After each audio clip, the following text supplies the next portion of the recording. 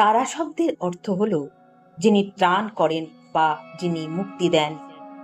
পৌরাণিক কাহিনী অনুসারে সমুদ্র মন্থনের সময় যখন হলাহল বিষ পান করে মহাদেবের কণ্ঠ জ্বলে যাচ্ছিল, তখন দেবী তারা মাতৃত্বের রূপ ধরে আবির্ভূত হন এবং তাকে স্তন্যপান করিয়ে শান্ত করেছিলেন।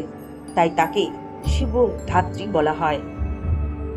দেবী তারার গায়ের রং নীল, তাই তাকে নীল সরস্বতী বা উগ্র তারা নামেও ডাকা হয়। তার চার হাতে খড়গ, কাঁচি, নরকপাল এবং নীল পদ্ম থাকে। তিনি বাঘের ছাল পরিধান করেন এবং সবের ওপর দাঁড়িয়ে থাকেন, যা শক্তির শ্রেষ্ঠত্ব প্রকাশ করে। পশ্চিমবঙ্গের বীরভূম জেলায় তারাপীঠ হল দেবীর প্রধান মন্দির।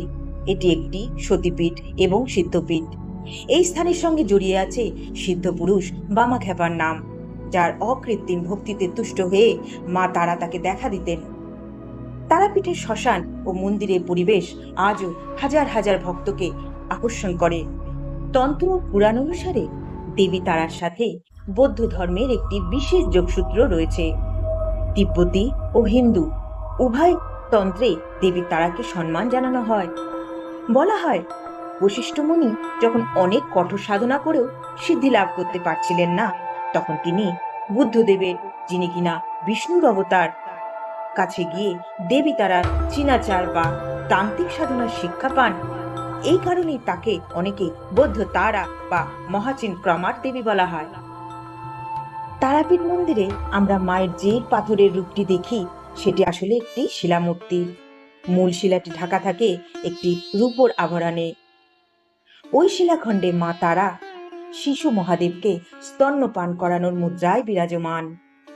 খুব ভোরে যখন আভরণ খোলা হয়, তখন ভক্তরা দেবীর এই মাতৃরূপ দর্শন করার সুযোগ পান। মা তারার শ্রেষ্ঠ তিথি হল ভাদ্র মাসের কৌশিকী অমাবস্যা। কথিত আছে, এই বিশেষ তিথিতেই মা কুশের আসনে বসে মহালক্ষ্মীর রূপে পুজো গ্রহণ করেন এবং সাধক বামাখ্যাপা এই দিনই সিদ্ধি লাভ করেছিলেন।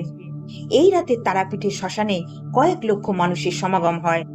তারামায়ের রূপটি ভয়ঙ্কর হলেও তার দর্শন হলো জীবন ও মৃত্যুর একই মুদ্রার দুই পিঠ।